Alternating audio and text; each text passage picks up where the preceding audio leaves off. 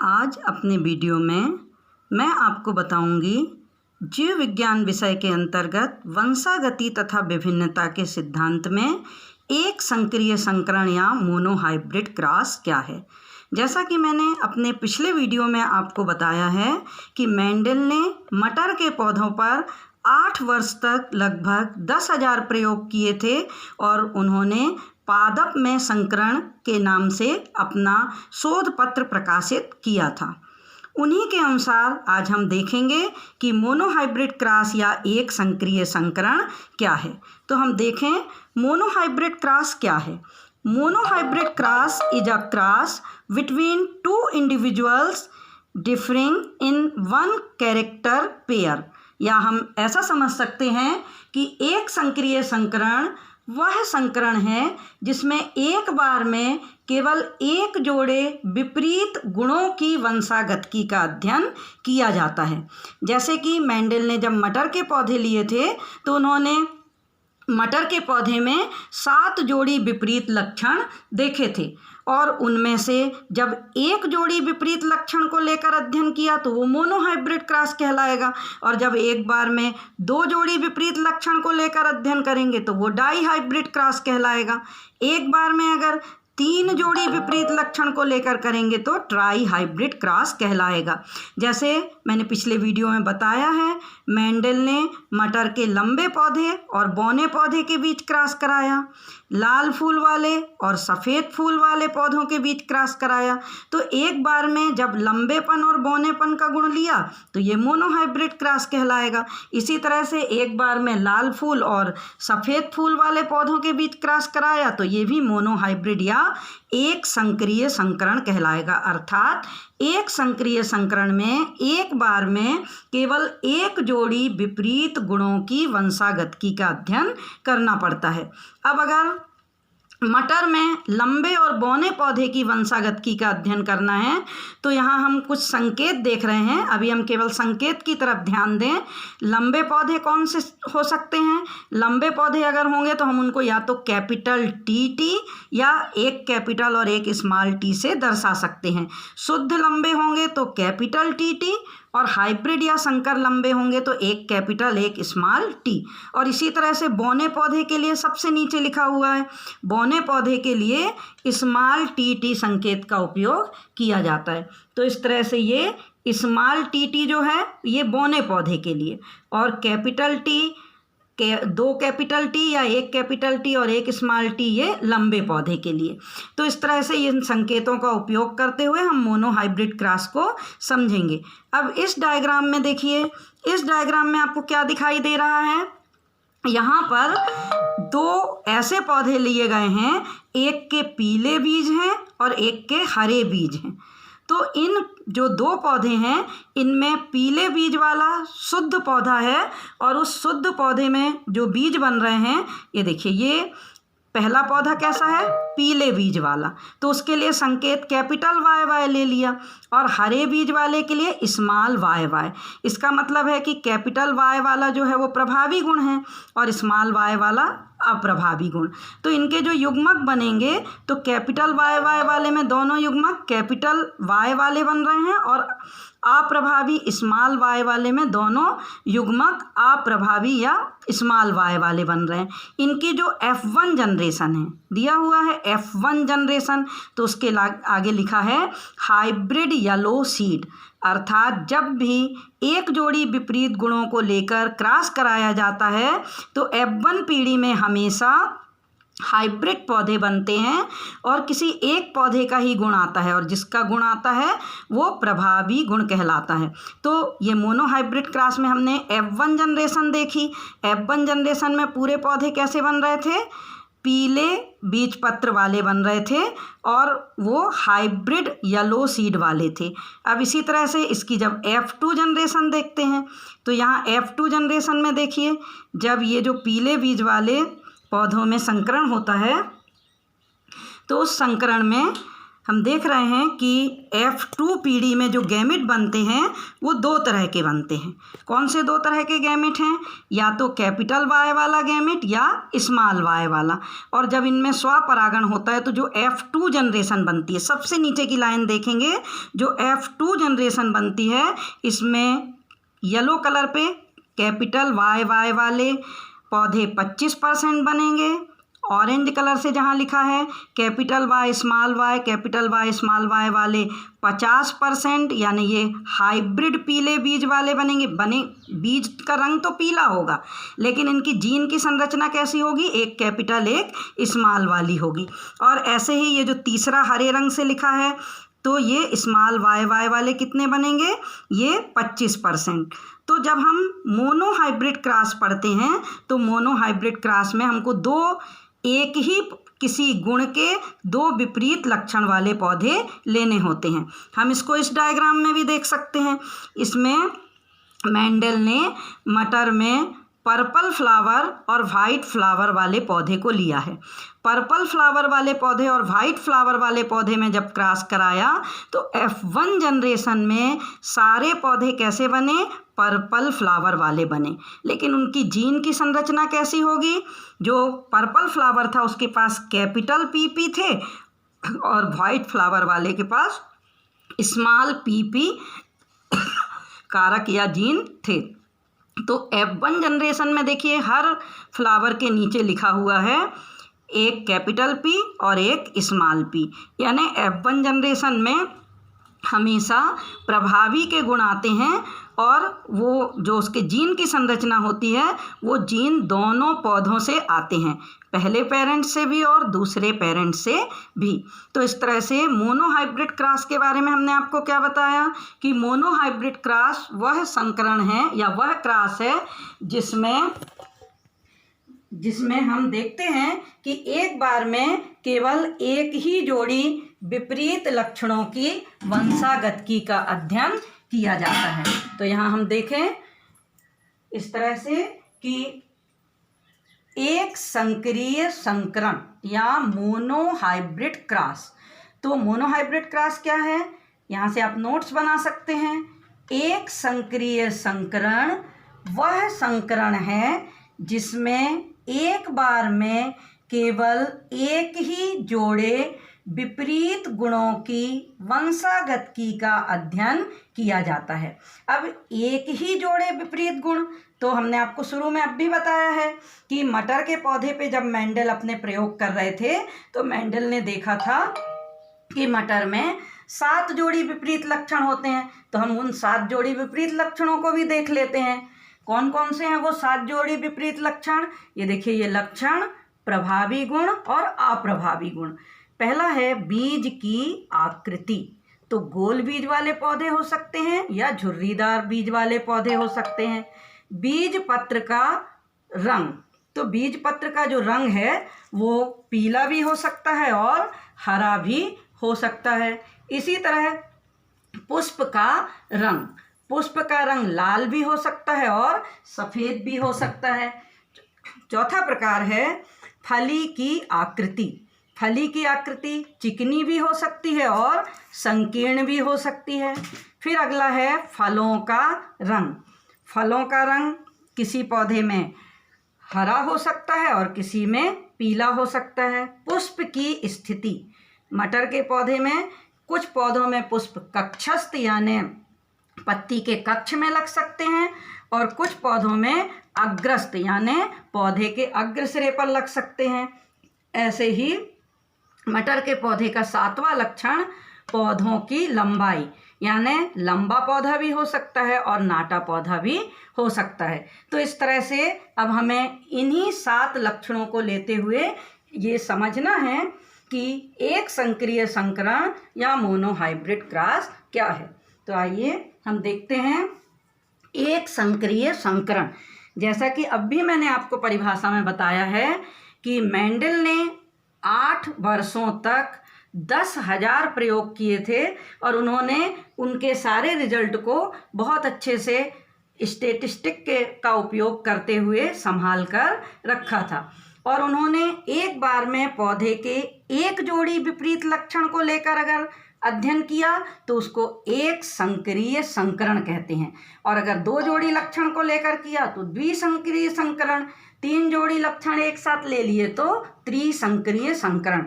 तो अब मैं आपको बताती हूँ कि एक संकरीय संकरण को हम किस तरह से समझ सकते हैं। ये देखिए, मान लीजिए कि हम एक लंबा पौधा लें तो लंबे पौधे के लिए क्या संकेत लिखते हैं, कैपिटल टी। बौने पौधे के लिए क्या संकेत लिखते हैं, स्मॉल टी।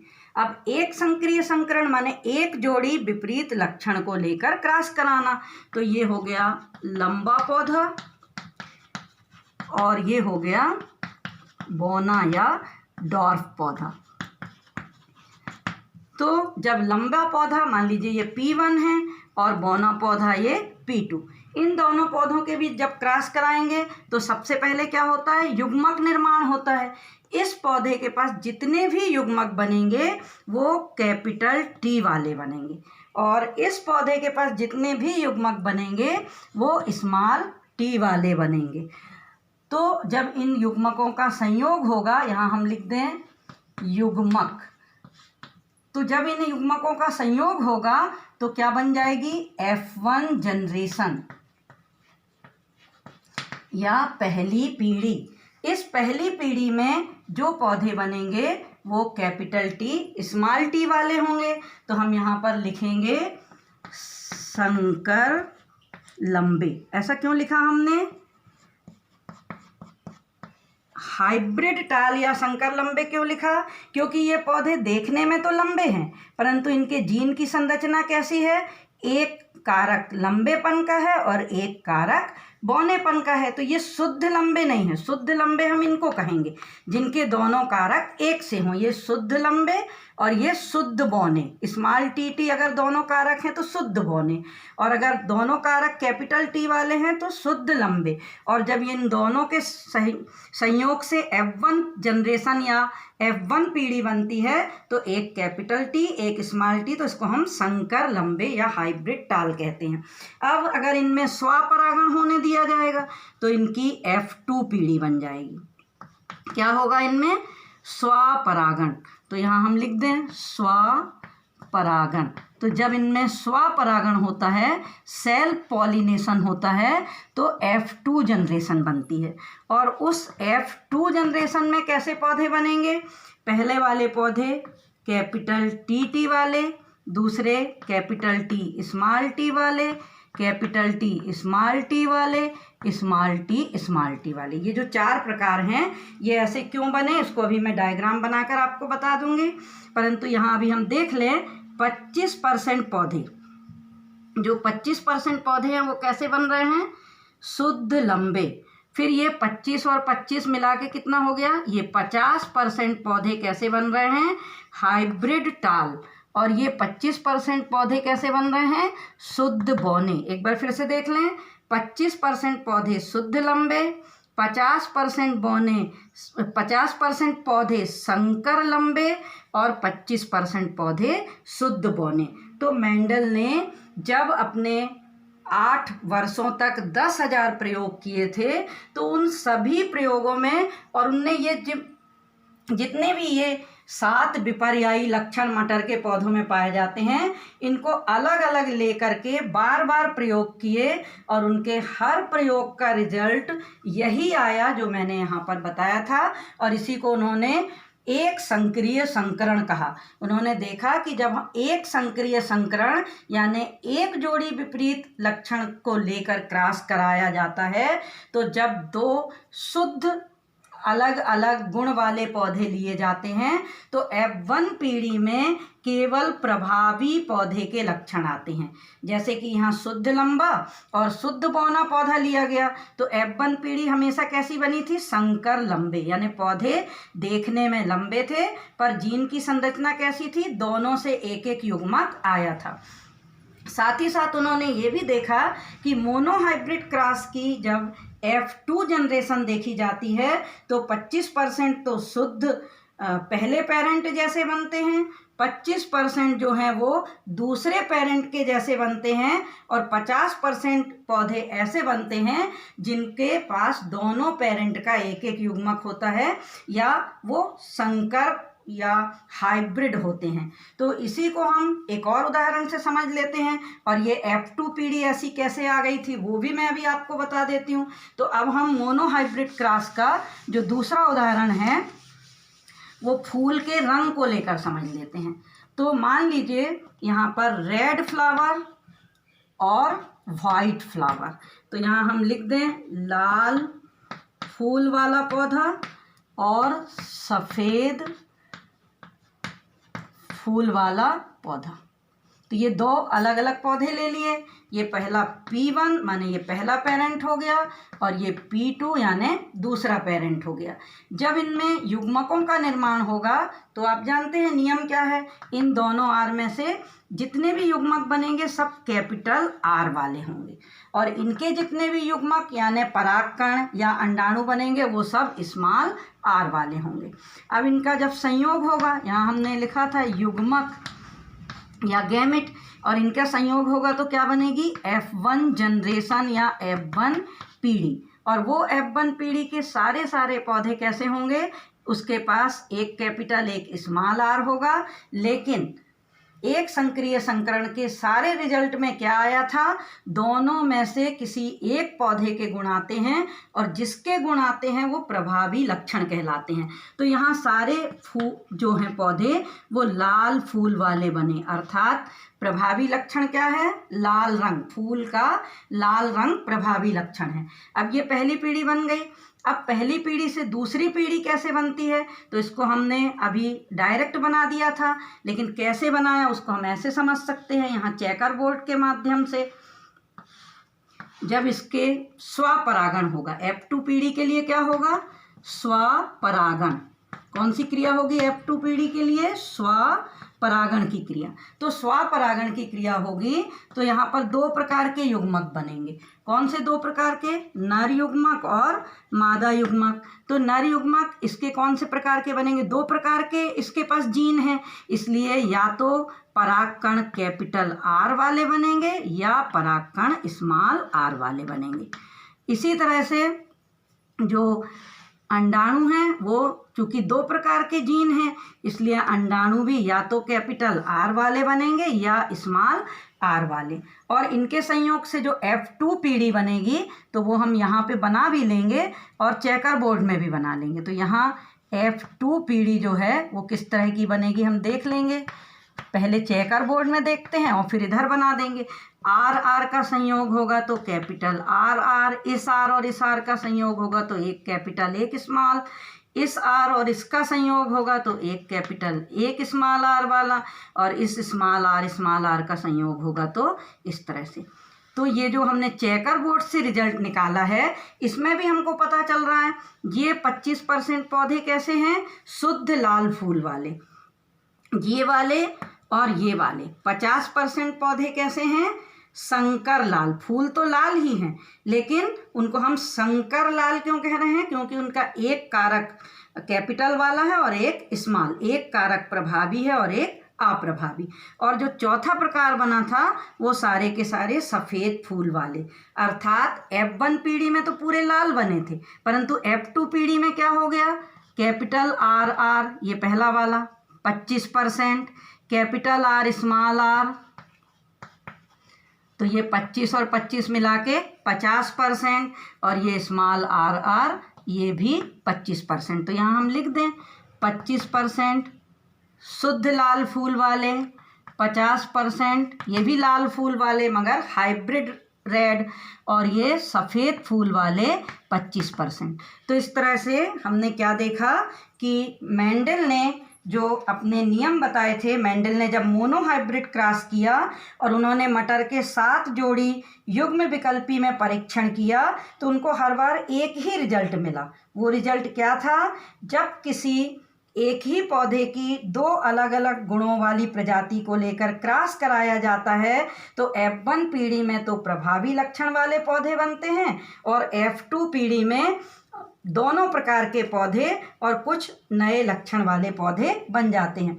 इसी तरह से उन्होंने ये भी बताया कि इस बात से कोई फर्क नहीं पड़ता कि कौन सा पौधा परागकण दे रहा है और कौन सा पौधा अंडाणु, यानी पहली बार में अगर इस पौधे के परागकण हो और इसका अंडाणु हो, और दूसरी बार में अगर इसके परागकण हो और इस P1 के अंडाणु हो, तो इस बात से कोई फर्क नहीं पड़ता।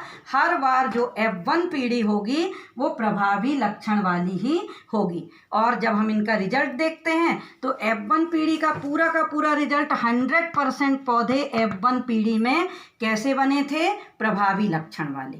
तो F1 का रिजल्ट क्या आ गया? F1 में तो 100% प्रभावी लक्षण वाले बन गए। लेकिन परीक्षा में अक्सर क्वेश्चन आता है मोनोहाइब्रिड क्रॉस की F2 पीढ़ी का फिनोटाइप और जीनोटाइप रिजल्ट बताएं। तो F2 पीढ़ी का फिनोटाइप और जीनोटाइप दोनों रिजल्ट पूछे जाते हैं। अब ये फिनोटाइप और जीनोटाइप क्या है? फिनोटाइप माने जब लक्षण समान हो, जीन की संरचना भले अलग हो, और जीनोटाइप जब जीन की संरचना भी समान हो और लक्षण भी समान हो। तो बस 2 मिनट में हम देख लें फिनोटाइप, F2 जनरेशन का फिनोटाइप क्या होगा और जीनोटाइप क्या होगा। ये जो F2 जनरेशन है इसमें इतने पूरे पौधे कैसे थे? लाल फूल वाले। पूरे पौधे कैसे थे? लाल फूल वाले। कितने थे लाल फूल वाले? ये देखिए 25 ये और 50 ए। मतलब अगर हम फिनोटाइप अनुपात लिखेंगे तो हम लिखेंगे 3:1 या 75:25। तो यहाँ हम देख लें फिनोटाइप अनुपात 75:25, या इसी को हम ऐसे भी लिख सकते हैं 3:1। तो मोनोहाइब्रिड क्रॉस में F2 जनरेशन का फिनोटाइप अनुपात हमेशा 3:1 होता है, क्योंकि 75% पौधे देखने में प्रभावी लक्षण वाले होते हैं और 25% पौधे अप्रभावी लक्षण वाले होते हैं। लेकिन अगर हम इसके जीनोटाइप संरचना देखें तो देखिए ये 25% पौधे लाल फूल वाले हैं और इनके जीन कैपिटल RR वाले हैं, और ये 50% भी लाल फूल वाले हैं लेकिन इनके जीन में एक कैपिटल और एक स्मॉल R है, और ये 25% सफ़ेद फूल वाले हैं। तो हम जीनोटाइप कैसे निकालेंगे? 25:50:25। तो ये हम जीनोटाइप अनुपात लिख देते हैं 25:50:25, या हम इसको ऐसे लिख सकते हैं 1:2:1। तो मोनोहाइब्रिड क्रॉस का फिनोटाइप अनुपात हमेशा 3:1 आता है और जीनोटाइप अनुपात हमेशा 1:2:1 आता है।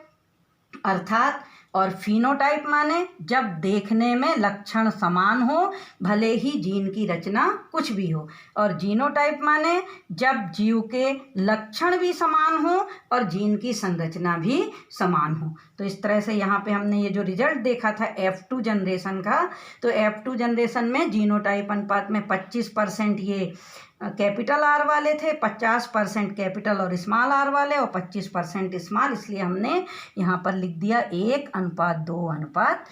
तो आपको समझ में आ गया होगा कि मोनोहाइब्रिड क्रॉस क्या है। जब एक जोड़ी विपरीत लक्षण को लेकर क्रॉस कराया जाता है तो वो मोनोहाइब्रिड क्रॉस या एक संक्रिय संकरण कहलाता है, और एक संक्रिय संकरण में हमेशा F1 पीढ़ी में किसी एक पौधे के लक्षण आते हैं और वो प्रभावी पौधा होता है, और F2 पीढ़ी जब आती है तो उसके जो रिजल्ट आता है वो जीनोटाइप अनुपात 1:2:1 आता है और फिनोटाइप अनुपात 3:1 आता है। चाहे हम किसी भी पौधे को कोई भी गुण को लेकर के क्रॉस करा सकते हैं।